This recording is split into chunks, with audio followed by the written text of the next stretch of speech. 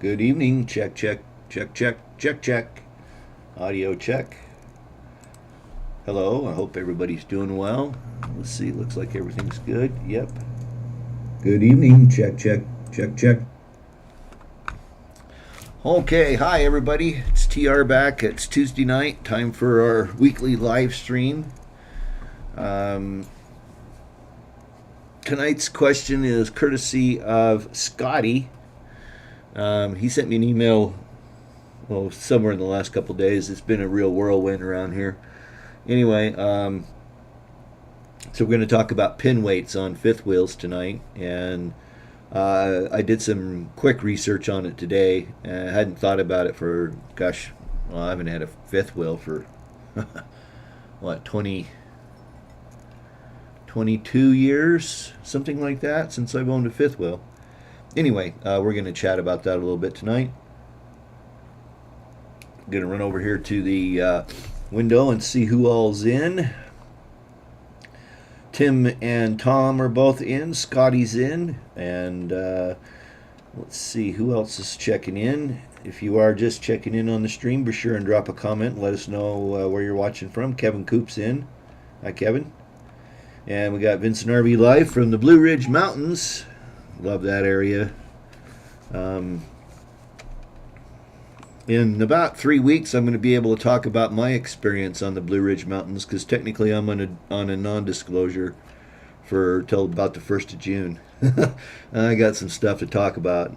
Anyway, who else is in? Oh, Robert Black. Hi, Robert. And Sam Allen. Hello, Sam. So glad to see you're here. Gary is in. Julie Strauss. Hi, Julie. And Montana Boy.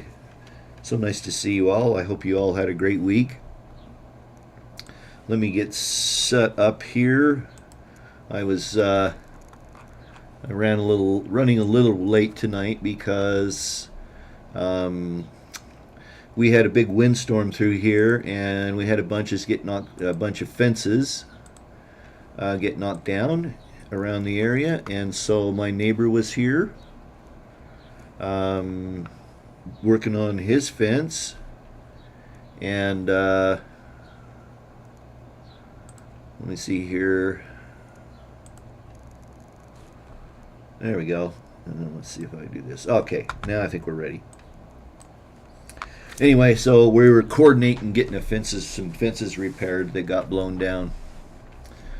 So we were going to talk about pin weights and RV Living Life, RVL. Hi, good to see you guys here tonight. And the Shade Tree Intellectual, hi. Super happy to see you here. Yeah, we had we didn't have hail, but we sure had a lot of wind. Okay, so I'm going to flip over here real quick, and we're going to talk about this. I love this picture Scotty sent me of about a 2000, I'm thinking 16-ish Newmar Dutch Star parked next to his Montana. That's a great picture, Scotty, so thanks for sending that over. So the situation Scotty ran into is that he had the opportunity to weigh his rig on a roadside weight station. It was closed, but a lot of times they'll leave the scale on, and you could pull up on the scale and stuff and get your own weights. And so he's a little overweight. And so we're going to chat about that a little bit. So, to estimate the pin weight, the maximum pin weight, you basically need to know the trailer's total weight and the weight distribution of the trailer's load. Okay, so those are the total weight is a little bit harder to come by, easier to come by than the weight distribution. We're going to talk about that. The pin weight's the amount of weight that's transferred from the trailer to the towing vehicle's rear axle through the fifth wheel hitch. So basically, pin weight is the same as tongue weight on a bumper towed type trailer, RV. So to determine the GVWR, gross vehicle weight rating, you have to look at the specification sheet. This is the one off Scotty's Keystone, Montana. And so you can see his GVWR is 13,965 pounds. Now, what a GVWR is the maximum weight the trailer can safely weigh, including its own weight and the weight of its load, and carry that safely. Safely is the key here. We'll talk about that some more in a little bit. Of course, then you'll need to take and weigh the trailer, or take the trailer to a weigh station, get it weighed. You want to make sure when you're weighing your vehicles, this goes for Class A, B, C's, whatever. It's a Keystone, Kevin. It's a Keystone. Oh, shade. Where do they put the manual reset breaker? Okay, we'll get to that in a minute. Anyway, so you want to include all the propane. You want to have your freshwater tank full if that's normally the way you run. Usually you'll want empty waste tanks. We'll talk about that a bit more some more in a bit. Any kind of stuff you carry with you. So basically you want it to be your living in rolling weight. Now, to determine the trailer's tongue weight, that is typically around 20 to 25% of the total weight of a fifth wheel. That's by design. If we calculate that pin weight, the maximum pin weights are over here. And so we'll see here, I did 20%, 13,965 pounds. 20% of that is 2,793 pounds. And if we look at 25%, it's up to around 3,491 pounds. Okay, so this is the calculated pin weight. And it's going to vary between fifth wheel to fifth wheel manufacturer. It's by design, they're all usually around 20 to 25%. Okay, so those are the numbers we want to keep in mind. So let's look at a real world example from Scottys rig. Here's another shot of Scotty parked next to the Dutch Star. It's a beautiful Dodge there. And so we're going to take a quick look at the GAWR. That's the maximum weight by axle. And if we look here on the front, it's 5,200 pounds. And on the rear, it's 6,200 pounds. Okay. And we'll chat quickly about the GVWR, the gross vehicle weight rating is the maximum weight of the pickup with anything in it, a trailer attached to it, everything else, like you'd be rolling down the road. And Scotty hit the scale, and his actual weight without his fifth wheel was around 8,450 pounds. And he threw in the comment here, the base truck is 7,240 plus me, the wife, 2 dogs, a heavy fifth wheel hitch. An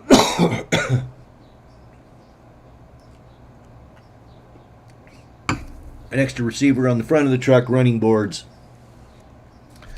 and a bunch of firewood, probably, yeah, and some firewood. So I'm going to skip this comment here because I don't think it's right now that I've read something else. But I want to look at Scotty's real world example again and say the actual fifth wheel weight with him on the scale, the fifth wheel attached to his pickup, came in at around 11,250 pounds. When we look at the gross vehicle weight, in other words, the gross of the truck and the trailer, with the gross of the truck with the trailer attached, he's about 1,150 pounds heavier than recommended by the GVWR. Okay, our gross vehicle weight was 10,100, and he came in at 11,250. So that puts him about 1,150 pounds overweight. Now, there's some issues associated with that: premature wear of the rear bearings, excess wear on your other rear axle components. But the biggest one, I think, is the increased stopping distance. Okay, your truck is built to stop a load of a certain weight. And if you overload it, it could wear your brakes out a little bit premature and or increase your stopping distance. It's a good way to think of this, and it's always the way I've thought about it. It's not what you can tow, it's what you can stop safely. Now let's run over and look at the actual fifth wheel weight when it's attached to the truck was 10,950 pounds. Okay. And according to what I could find, now Scotty sent me some additional information that it was too late to incorporate into this, but according to the 2008 Dodge Ram 3500 brochure, the GCWR, gross combined weight ratio, which is the total weight of the truck. Remember, we're at 11,200, and the trailer, we're at 10,950. So that puts us at about 2,200, and that's a typo. It should have been 150. 2,000 or 22,150 pounds. Now, Scotty sent me some other information.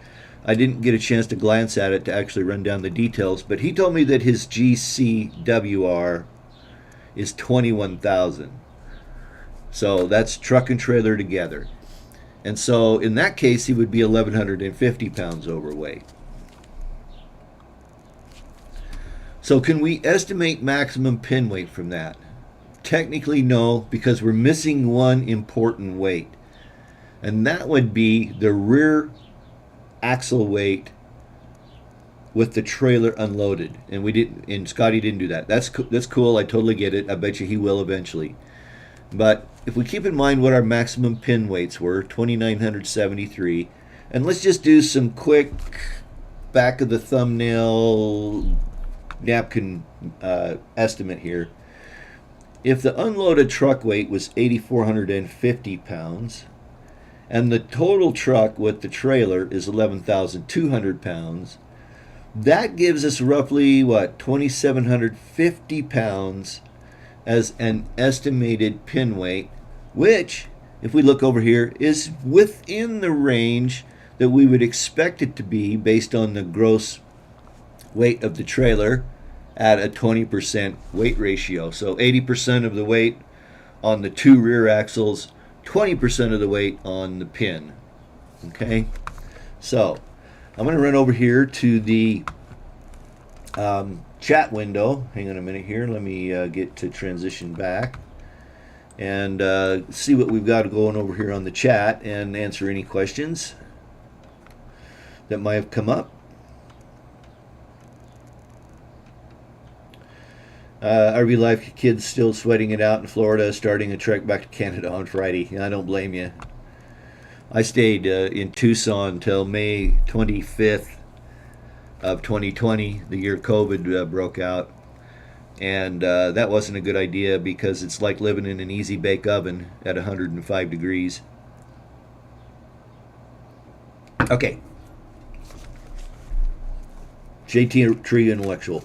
Where do they put the manual reset breakers on RVs? Can't find mine. Have no power to the interior.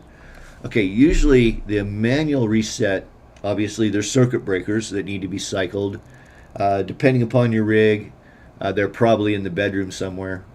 So they're just typical like a circuit breaker in your house.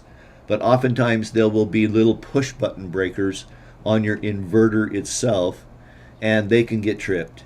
And that's usually what will happen. The way to tell that is some outlets won't have power. The ones that are on the inverter won't have power, whereas the outlets not on the inverter will have power. Does that make sense? So the outlets that are dedicated to shore power only will have power when you're plugged in, but your inverter outlets won't. And so there's usually two little buttons, like on the Magnums, the Zentrax, the Xantrex, sorry. The Magnums, the Xantrex, I actually haven't opened the Renogy, but I would be surprised if there isn't a local circuit breaker on your inverter. And if you look around on the inverter, Shade Tree, you should be able to find the little manual reset buttons for the circuit breakers on the inverter. I suspect that's what your problem is.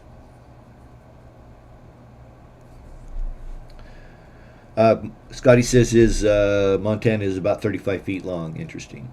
Eric Myers, it's cold in Central California. Gary C., he says he's always heard 15 to 20%, which also takes away from your payload in the pickup. Yes.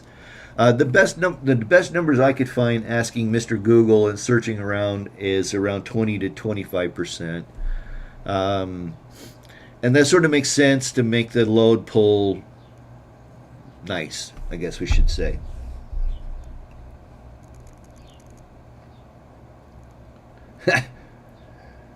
Tom Downey says he needs a Kenworth tractor.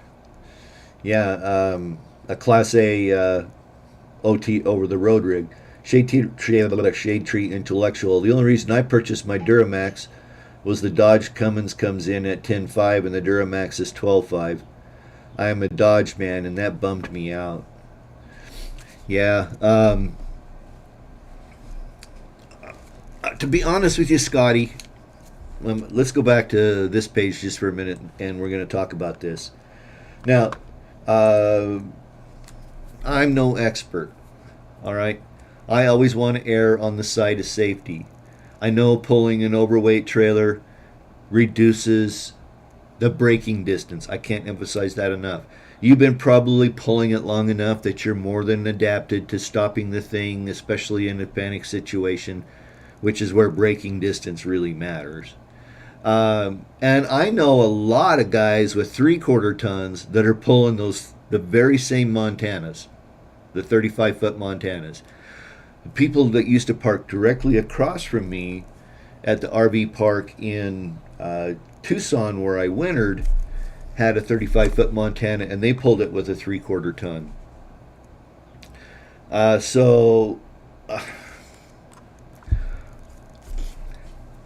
How do you get rid of 1,150 pounds? It's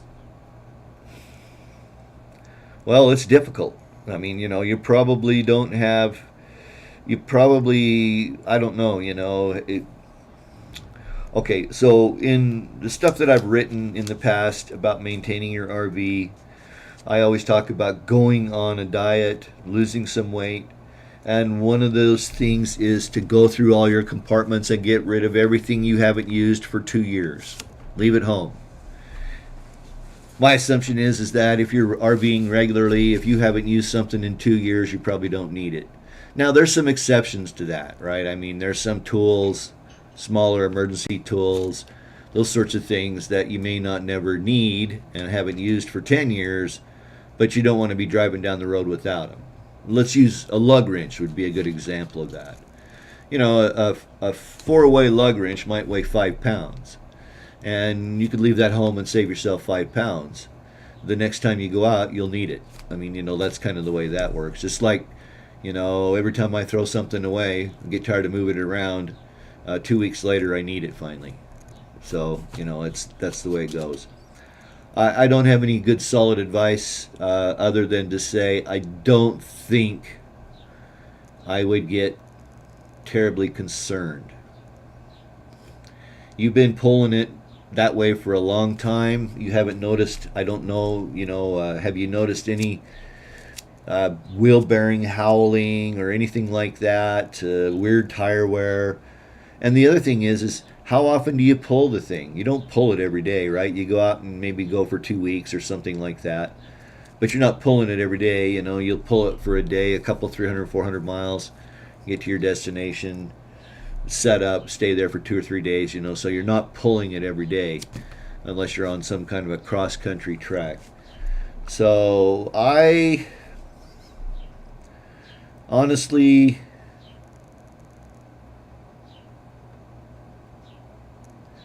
I don't know if I would worry about it that much. The second thing is that the gross weight of your trailer is estimated, because we don't know for sure unless you pull the trailer onto the scale, disconnect it, pull the truck off, and get a fully laden load with no truck on there. That would give you the gross weight. I think you're okay. I'm going to go back to this slide here that I had up at this, and we can chat about quickly. I did a gross estimated trailer weight, okay, assuming a 20 and a 25% weight distribution ratio. And so if we assume that 10,950 is the approximate weight of the trailer, and we figure a 20% load ratio, that puts you up around 13,140. What is that? 800, 750 roughly under your gross weight for the trailer. And even if we go to 25%, your gross weight's still only at 13,688, which is getting close to the gross weight of the trailer maximum, but you're not exceeding that yet. So I honestly don't think I would worry about it a heck of a lot. I don't think it's, again, the stopping distance is the main thing. Increased maintenance, some of those things might be important things to consider. You've been driving it, running that way for how long, Scotty? For probably years.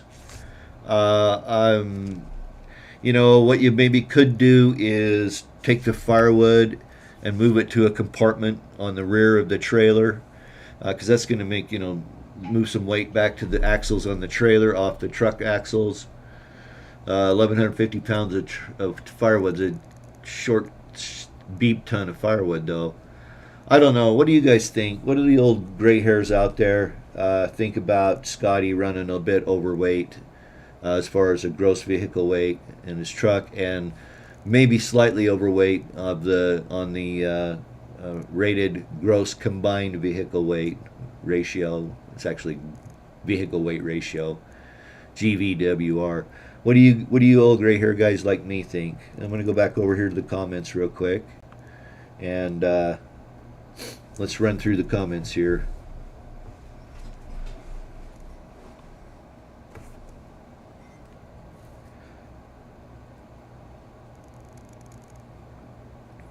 Scotty says, thanks for running through that. I always wondered if I was over the limits. I sort of wish I didn't know. Too big of a liability for me to continue with that truck.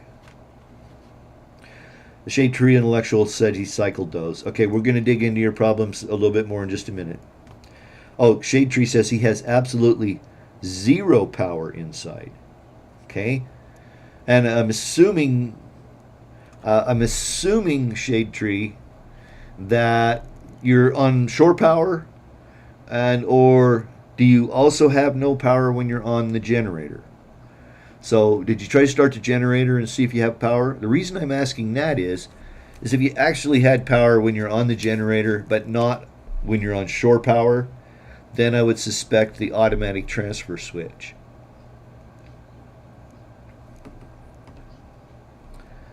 Okay, so we're gonna go back to Scotty. Shade Tree was first truck, forever truck, love it. Like the day it first came home, but a 2023 dually is on order. Wow, okay. You'll get good money for that, for your older Dodge, for sure, especially with that Cummins diesel.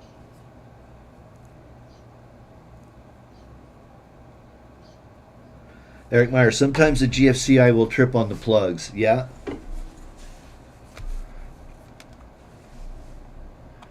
Scotty says, I grab the trailer brake if I have to panic stop, and along with the exhaust brake, I have not had an issue. Yeah, I think, I don't know. I don't know if I would worry about it a whole lot. I'm just trying to think, and the people that were across from me in Tucson with the same trailer did not have a dually. Now, they may have done some work to the suspension to beef up the rear suspension a little bit.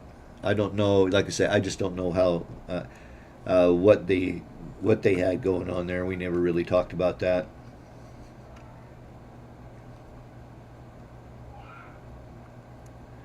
Yeah, good question, Montana boy. Back to Shade Tree, where you're talking about AC power or DC power.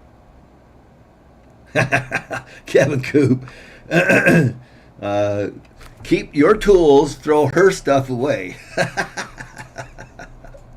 All right, hopefully that doesn't offend anybody except us. That doesn't matter. That's a good one, Kevin. Shade Tree, Montana 12 volt. No lights, even with the truck hooked up. No jacks, no nothing. Didn't try shore power. Oh, okay.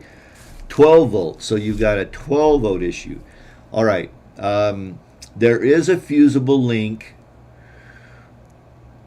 excuse me, there may be a fusible link between your batteries and wherever they go from the battery, their first stop from the battery to wherever they go. There's usually a distribution point. The battery cable will go from there to a distribution point, and that will have fuses on it. They'll have 30, 60 amp fuses, whatever required, and then sometimes there'll be what's called a fusible link in the cable itself, and that's a last ditch safety device. It's just a fuse. They call it a fusible link, but it's just a fuse that sits in the cable, and if it pops, you cut it out, you can put a new one in. So yeah, no 12 volt power. Okay.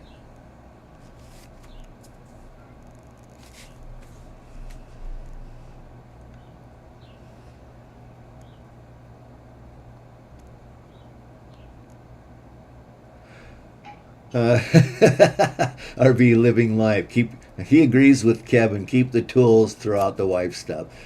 Scotty, I was a weekender and never pulled outside the Pacific Northwest. Yeah, so Gary D. I've never met an engineer who's under-engineered a product.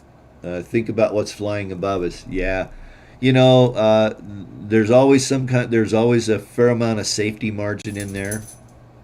As far as the way that the manufacturers estimate it, and again, I'll say it right out. I'm not an expert. I am just going to say if I was in that situation and this is the information I would have discovered, I would first go through the fifth wheel and get rid of anything you haven't used for 2 years outside of those emergency tools and stuff that you just want to have in case you break down somewhere and you want to be able to fix something.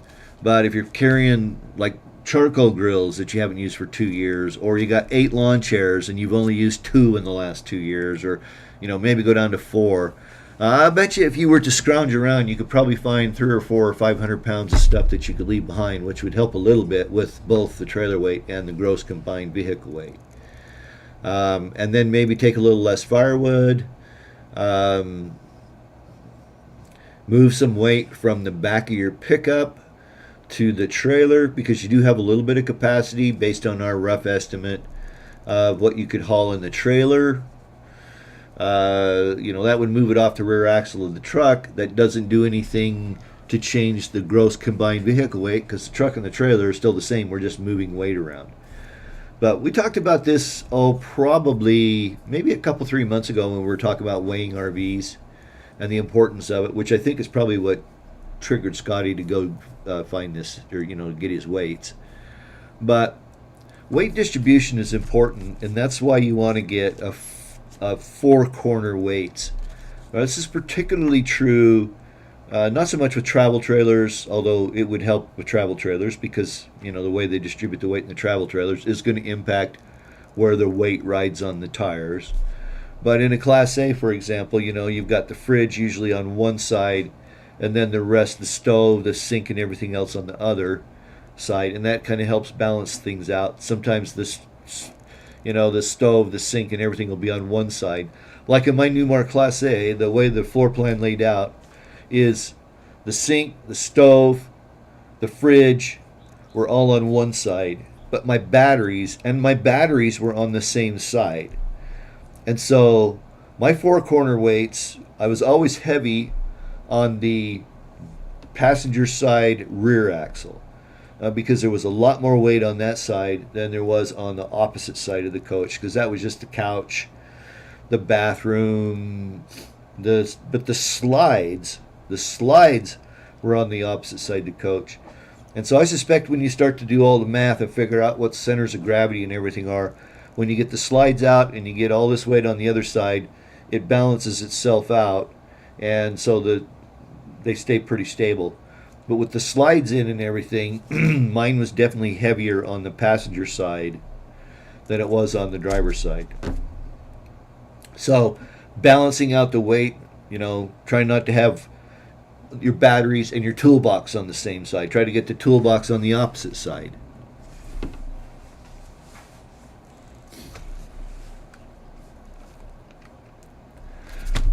Montana boy asks, what does DOT charge for a citizen to weigh his Class A? And if I am over, do they fine you right there? What might happen?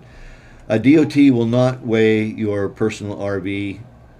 You can go to a truck stop and find yourself a CAT scale, Flying J, a TA. Just about every large truck stop is going to have a scale of some sort. And so that's where you want to go. And it's usually around $15, give or take a few, depending upon where you go. TA, Loves, Flying J, you're going to find scales at all those. Now, another tip is if you're in a rural area, go call a grain silo. If there's, like say you're in a farming area and there's a lot of grain that's moved around, grain silos often have scales. In potato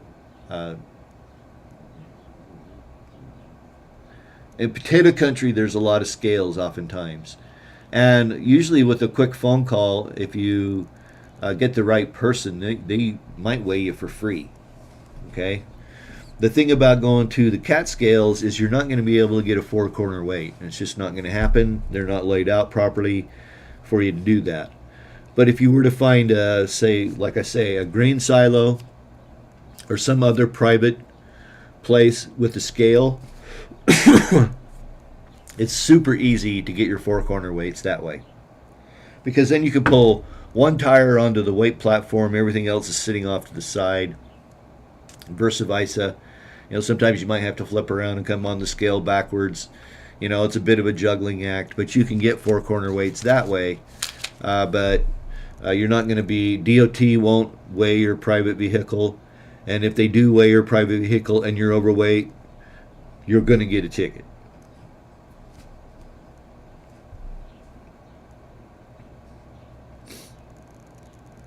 Tom says he's bet he hopes he never gets weighed when a cop is watching.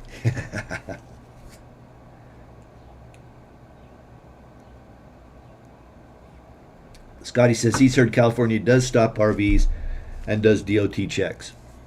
I think every state you may be subject to that. That happened to me on Illinois. Ironically, on I-55, where they just had that big dust storm and that big pile up, I got stopped about 25 miles north of that accident site. Back in 2017, Illinois Department of Transportation was doing some kind of an emphasis patrol or had some kind of a thing going on for a whole year. And so I happened to be rolling through there, and they were stopping every vehicle that was towing anything. So if you were towing something or a large vehicle, they were stopping you and doing a safety inspection and weights. I didn't have a problem with my weight, and my safety inspection was fine until the guy getting up from off the ground inspecting underneath the front of my RV grabbed my mirror on the passenger side and broke it. But obviously I didn't get a ticket for that. But so yeah, the state can stop any vehicle they want and check your weight. I know here in Idaho they will have spot weight stations. This is particularly true in the fall, which tends to be the season where a lot of people gather firewood. And I know a bunch of people that have been ticketed because they're running with what they call a light truck license here, which is good to 8,000 pounds, GVWR, gross vehicle weight. And if you're over that, they can ticket you. So your license is, this is state by state, this is how Idaho works. Anything over 8,000, you end up paying by the pound. You get a different type of license plate, a truck plate, instead of what they call a light vehicle plate. But yeah, so they will stop, and check. And yes, they can check any vehicle. And yes, they will ticket you if you are over your licensed weight. I don't know if they're going to ticket you because you're exceeding your GCWR or your gross vehicle weight. I think they're going to ticket you based on your license, the plates on your license. Now, don't quote me on that because every state's going to be different. time for a quick shameless plug, and that is, if you like this video and you like the information, please give me that thumbs up. I always appreciate that. If you're not subscribed, do subscribe, ring the notification bell. When you support the channel visiting Amazon through the link in the video description, that'll take you to my Amazon store, but you can depart from there and go get whatever you want on Amazon, and I'll get a small commission and you'll pay the same price. There's a couple of others there for Renogy and Rec Pro, which are actually discounts, and again, I'll get a small commission, but you'll pay a discounted price. And then also a visit over to my website at trbullen.com is always appreciated. There's lots of information over there that hasn't been made it over here to YouTube yet. Excuse me, mostly because I haven't had the time to record a video. And so yeah, if you'd like to run over and check out my website, I would appreciate that as well. All right, let's run back over to the comments in the chat. Tom says, ever think about the tire sidewall limits? Well, Scotty sent me his tire weights tags. I didn't want to dig into that tonight. That's kind of controversial, but yeah, you need to think about that. You need to be thinking about how much weight's on your axles. Given that Scotty was in a couple, within the individual axles, and again, we didn't get I don't believe we got the rear axle weight. Just a minute here.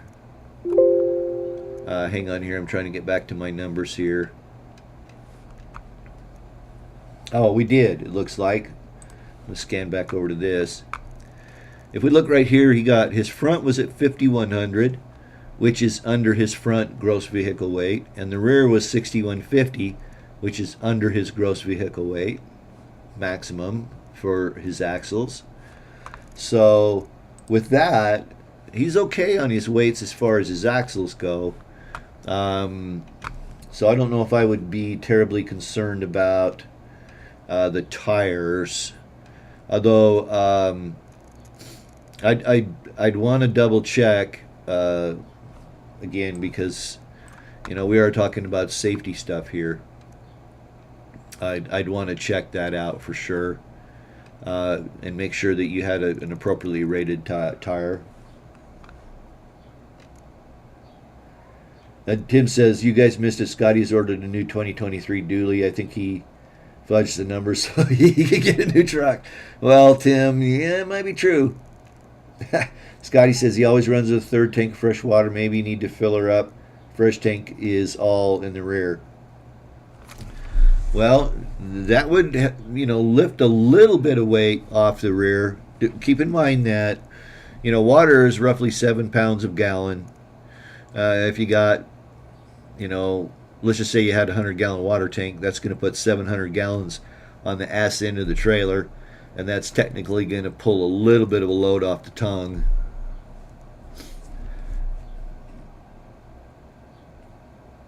Tom says he needs a bigger truck. Yeah, I think Scotty's doing that.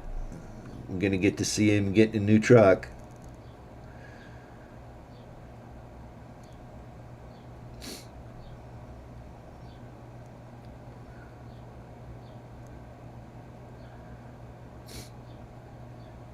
Okay, I'm sorry.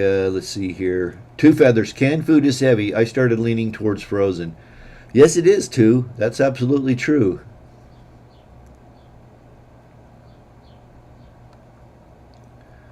Oh, I skipped a bit of ahead on the comments here. Just a minute here. Okay, let's see. Okay, so yes, we were talking about... did not try short power Jenny as a former. Okay, sorry. When here, the one thing that I have to complain about with YouTube is that when you're going through your chat and you end up scrolling, it doesn't scroll smoothly. It'll jump at huge pages, and then I have to go back and try to figure out where the hell I was. Okay, there we are. Tim says you guys missed it. Scotty order needs a new truck. Shade Tree, the picture in the manual for your RV shows the panel behind a hinge cabinet door. Okay, good. Robert Black, have a real good brake controller is a must. Yes. RV Living Life. As a former truck driver, overweight means drive slower until you can correct the issue. Good advice. Shade Tree says he did not try Shore or Jenny Power. Scotty, the P3 brake controller is the best. Two Feathers, probably responding back to RV Living Life. Is the kill switch on? Good question. Scotty says his truck only has 68,000 miles. She is new. Like I said, Scotty, that truck, you're not gonna get hurt on that. I wouldn't trade it in, boy. I would sure sell it to a private party. You're gonna get a whole lot more, unless you really know your Dodge dealer. And if you do, then I'd go in there and I'd twist his arm until he screams "Uncle" really loud. My humble opinion. I might be wrong.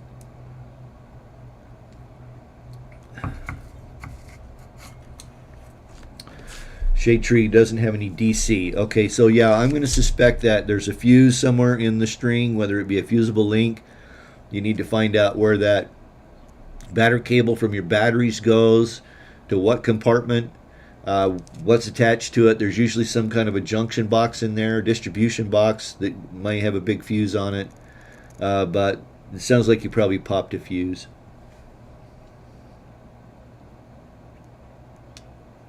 Scotty says the rear suspension is beefed up with the torque lift safe load, stable load system. All right, that brings up a point in that you can do all the suspension work you want. And yes, it will make your vehicle carry more weight. But when push comes to shove, the GVWR of the vehicle is set by the manufacturer based on standard equipment that they provide. And like I said, you've been towing that way for years, Scotty. I don't know if I would worry about it too much. If it's not squirrely going down the road, it sounds like you got a handle on using your brake controller to help slow things down. I don't know. Nothing wrong with getting a new truck. I wish I could get one. Not that I don't like my Chevy. Montana Boy. Well, there are two inputs for 12 volt. One is from the converter parallels with the battery bank. The other is the input from your truck, 12 volt output. Yes. Not every... Well, I don't know about that particular rig, so I'm not going to say anything. Tom says, thank God I have a motorhome and I'm at 27.3 empty. Gross at 34,000 plus 10K Boeing. My gross weight rolling down the road with my Class A was 3560. It was roughly 33,000 for the rig and 3,500 for my Subaru Crosstrek that I towed.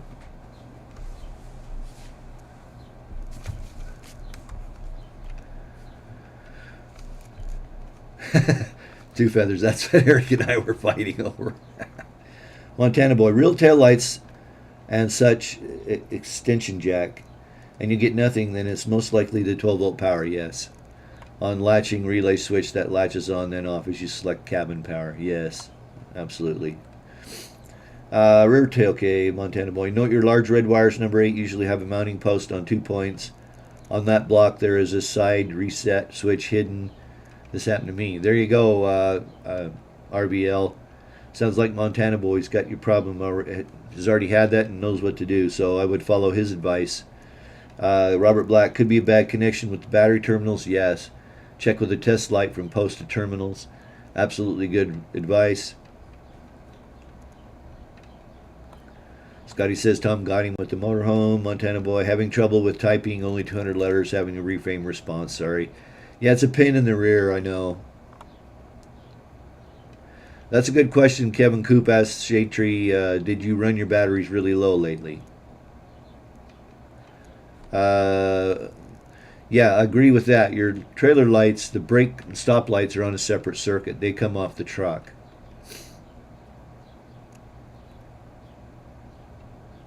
Yeah, that's a good point.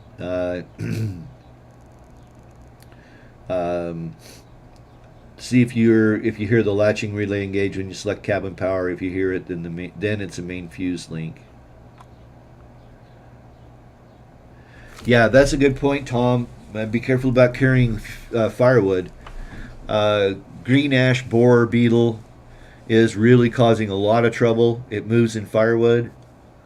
I know that it's been a problem in the east and in some other areas for quite a while. South Dakota, North Dakota, a lot of those areas prohibit moving firewood from point to point. Mostly they're trying to stop green ash borers, pine beetles, and various other pests that are wiping out forests. And so, yeah, moving firewood between states is sometimes frowned upon. It depends upon the local state regulations. It sounds like Scotty mostly travels around the Pacific Northwest. And I don't know if there are any restrictions bringing firewood into Idaho.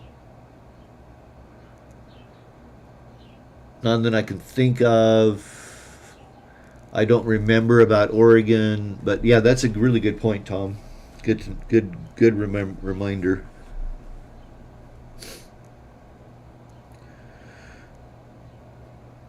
Oh, he's running Goodyear 614 tires, so he upgraded the tires. Robert Black, Scotty, everything is illegal in Cali. Yeah, to a certain extent, I think that's probably really true. Yeah, as Kevin Coop says, Shade Tree should have a DC disconnect. If it's a rocker switch, it operates a contactor. Yeah, that's what Montana Boy was referring to, possibly near the battery. Should be fuses and possibly a resettable breaker. There's a switch inside those. If you flip it onto providing power, you should hear a relay engage.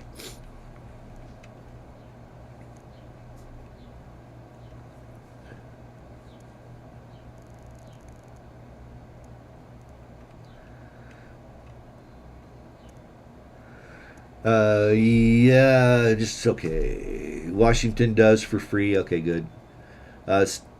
California, stay out of there. Rumor from a coworker: Cali is now stopping RVs and weighing them for DOT safety. Yeah, like I say, that's going to happen. Montana Boy, okay, thank you there, TR. I only have a scale at the State Highway Department about half a mile from me. Would be easier. Yeah, you know, the state boys would probably be a lot nicer. If you're rolling across the scale on the highway that is actively weighing trucks, you're going to piss off the guy in that scale. He's busy.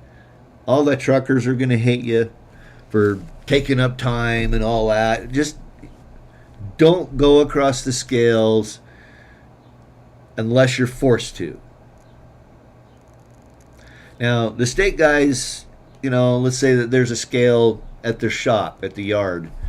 Yeah, they may be willing to weigh you out, but up where you're at, you probably find a grain elevator that also has scales that'd be happy to weigh you, Montana Boy. And yeah, Tim is right. You can get four-corner weights at a lot of the RV rallies. There's guys that travel around that have the equipment. Washington State Troopers will weigh for free for corn scales. They have truck scales. Oh, for four-corner scales, they have truck scales. Gotcha. Road Ranger. Gotcha, Tom.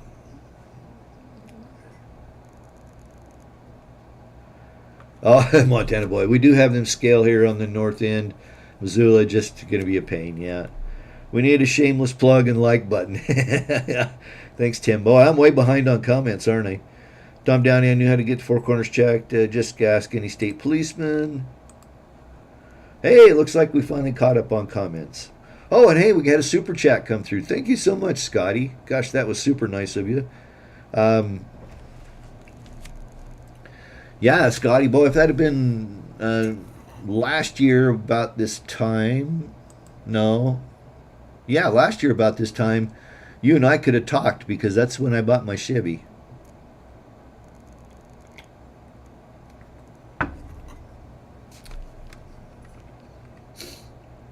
Shade Tree Intellectual, this is such a great group. Thank you so much. Thank you, Shade Tree, for your very kind comments. Montana Boy, can you give me a make and model of year of your RV? I'm going to look for a wiring diagram. Yeah, that's perfect. That's why I love doing this, is because everybody wants to chip in and help, and that really is a good thing. Gary D, But the good news for Washington State is Jay's finally going up. Political comment, shouldn't have mentioned that. I mean, you guys can do political in this chat, but I don't usually mention it on the channel. Kevin, don't get RV envy. no RV size envy on this channel.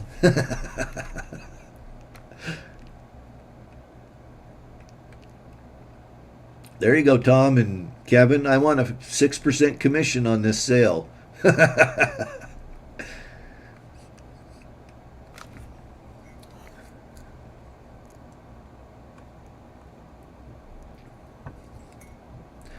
Shade Tree says, if I don't have a Discord, I might think about getting one. It's great for this stuff. Yeah, you know, I've actually looked into Discord. I know Tim does some Discord, and I've thought about doing it. I just haven't got there, to be honest with you. This next month, I'm super busy. We'll chat about that a little bit towards the end here. We're almost to the end now, but we'll chat about why I'm so busy.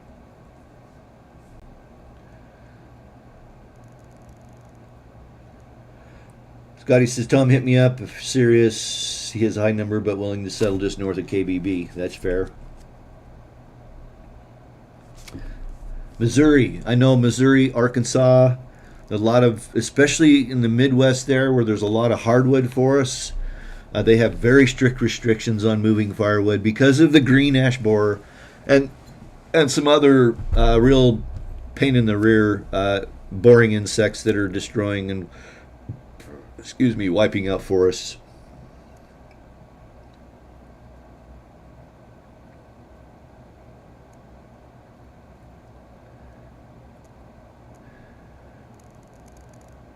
You're welcome, Montana boy. Yep, last year my truck would have brought 10K more than this year. Many are listed in the mid-30s, a couple are 40.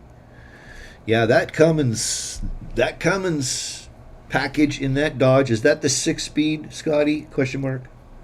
That's a good setup. RV Living Life, RVL, they feel lucky. Their rig is 38 empty and GVWR is 44.6. We're full-timing and pack tight at 41.5. Yeah, when I full-time mine, I was 33.6 and I was knocking right on the GCWR of my Newmar as well. In fact, when the first time I weighed fully laden, I'll tell the story because it looks like I'm just about the end of the hour, and so a couple of quick stories to take up a few minutes here. When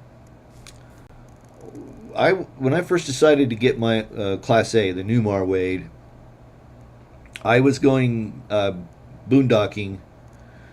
Well, I'd had it weighed before, but I would weigh it regularly. Okay, so that's the way it goes.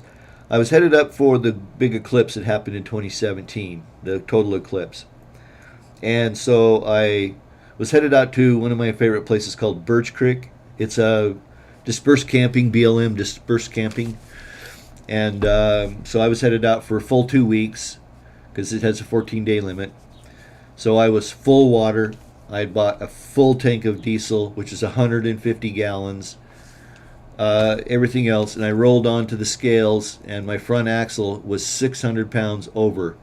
I was at 13.2, and my axle was rated at 12.6. Well, I never drove the RV, the Class A, very fast anyway. 65 usually was about as fast as I ever drove it. So I went on up because I knew that it was there's a lot of water and stuff, even though the water was mid-deck. The weight was distributed and such. But what I ended up doing is that I had my toolbox up front, and I moved it to a different compartment closer to the rear, and did a little bit of other adjusting as far as weight goes, and was able to get the front axle down to where it should have been. And then, let's see,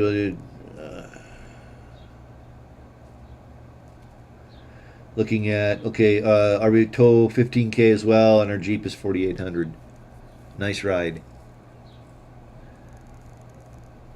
Robert Black says, if you find a wiring diagram, does it show all the wiring wadded up like it is in the trailer? That's a good one.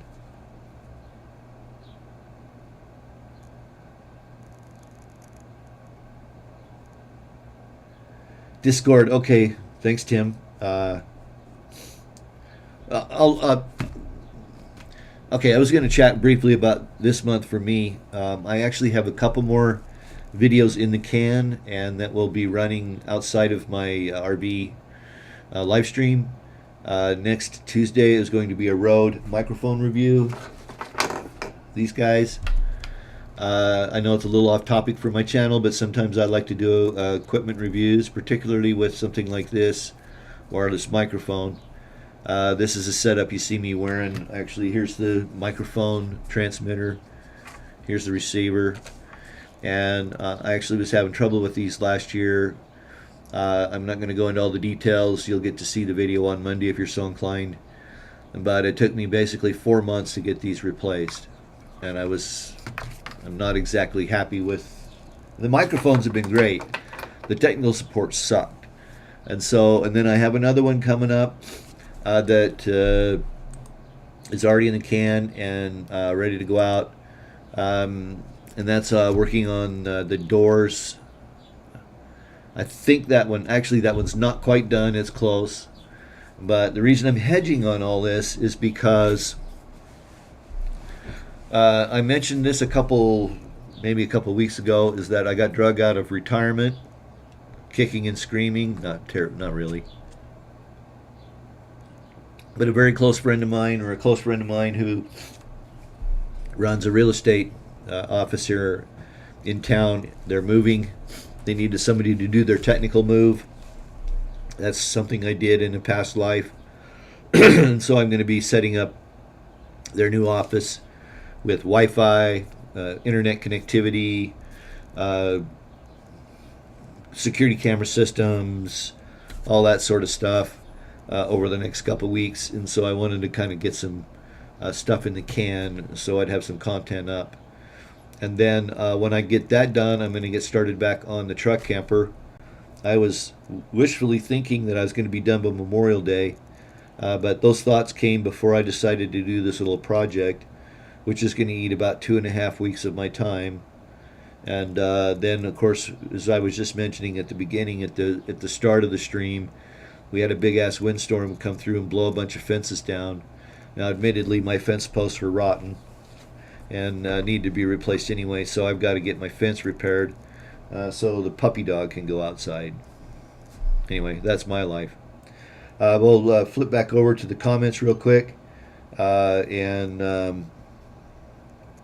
then we'll be signing off for the night because it's coming up on 8 o'clock. Scotty has 6-speed auto. Okay, good to know. 68 RFE.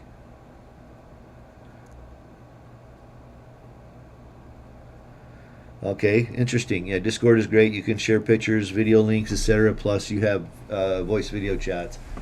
I actually have the ability, and I have it set up, and I haven't tried it yet, and maybe I'll throw this out there.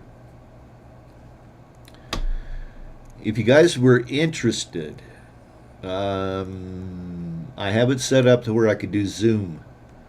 So we could do a Zoom call, have some people attached to the Zoom call, tie that into the live stream, have the Hollywood Squares kind of screens and stuff like that. I've considered that.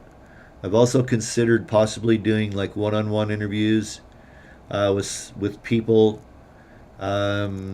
If that's stuff that you guys be interested in, let me know over in the chat window, or if you're watching this after the fact, leave a comment. And I'm open to any idea that will make this more enjoyable, more informative for everybody who attends. So just let me know what you're thinking. We'll keep chatting about this over the next couple weeks, and yeah, I'm game to do it if you are. All right, one last circle through the comments.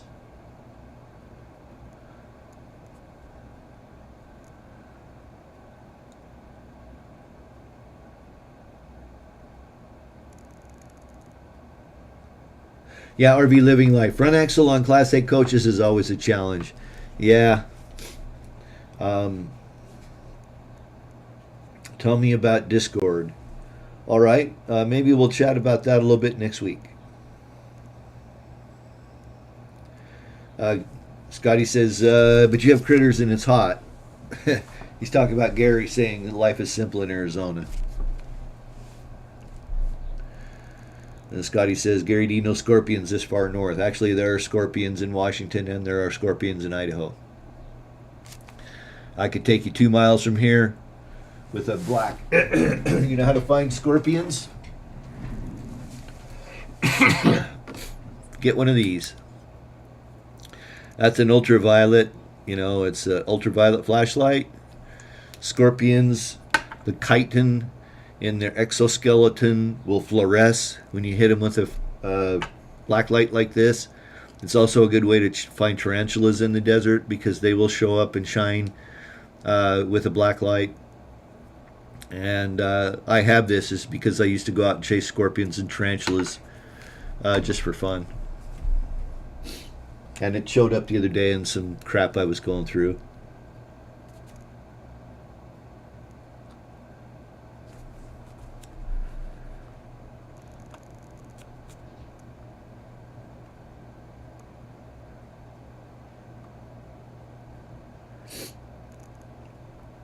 Okay, we're just Sam Allen, I'm sure you got it, but expert in AD Cloud NAS backup, happy to offer ear if you run into any issues. Yeah, thanks, Sam. This is super simple office. You know, we're going to do gigabit ether from CenturyLink, which is now Quantum. I guess, I don't know. I can't keep track of what telecom's doing what. And I'm setting them up so I can remote manage. I've got a managed PoE, a GigE PoE plus switch. Wireless access points will be a PoE. Cameras are all PoE. DVR. You know, that's basically it. They don't have anything other than a printer. They do have a video conferencing system, but it's basically a standalone. It's running on one of those small Alienware, you know, micro PCs that are really common in areas where they're doing this, you know, something really simple. So yeah, it's pretty straightforward. It's just coordinating with the building to get access and that. I think we finally got all that sorted out today.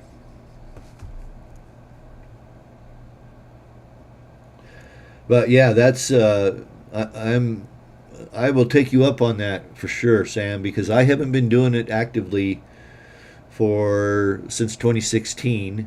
The last thing I did was a big server room consolidation for a large newspaper in Colorado, which will remain nameless because I'm still on non-disclosure.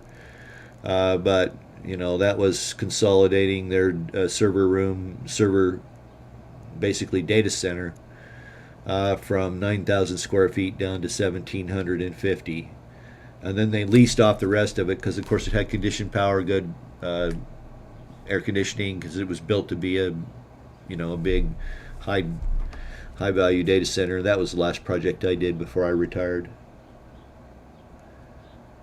Thanks, Tim. I will keep that in mind. Sam likes the Zoom idea. Okay, I kind of do too. StreamYard is better in some ways and worse in others compared to Zoom. Good to know. Tom says no, not on Whidbey. Probably not on Whidbey. I have a light, none in our yard yet, Gary. Yep.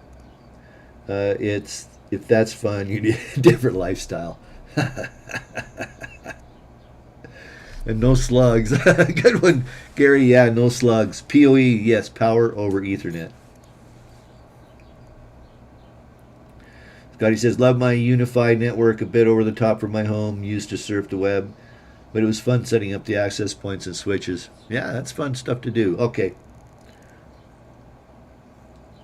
We're way off topic here, and it shows the number of viewers has consistently dropped over the last 8 minutes when we haven't been talking about RVing, but I'm happy to chat about it. I think those that come on early know that we're going to get RV talk, and then towards the end it's going to bounce around a little bit, which is fine. But I think we're pretty much done. I'll sit here for just one more minute if you want to throw any additional comments or questions out. I know that I'm very happy with my CenturyLink fiber internet access here at the house. It is screaming fast. I mean, I'm getting 800 to 900 megabit uploads. YouTube's got smart now. They've started to throttle things down, but I could push a 4 to to 5 gigabyte video up to YouTube in around 3 minutes. And download is just insane. I never see. I mean, unless I'm running speed test. And just for fun, since we're sitting here and we're wrapping things up, and I like to brag, let's run this. Come on.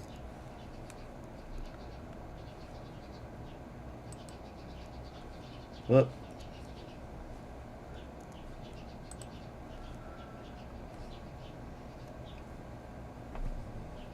Here, we're watching this. 10 millisecond ping, screaming fast, 933 megs down.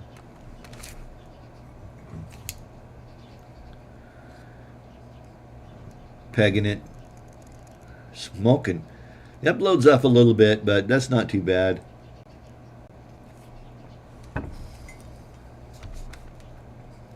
$680 up, 933 down. I can live with that. All right, folks. Good night, Gary. Thanks. StreamYard is easy for bringing up guests on the fly. Okay, good to know. Thanks, RV Living Life. I'm going to look into that. StreamYard. I already use Zoom. I use Zoom regularly as it is. Good night, Gary. Scotty, thanks. Tom says they have cable. Scotty, I've never seen those speeds. Yeah, you're not going to see that on Starlink either. Making me feel inferior again with speed test. Okay, time to go. Thanks, everybody. It's good to see you all. I hope to see you back next week. Same bat time, same bat channel. Until then, peace. Good night.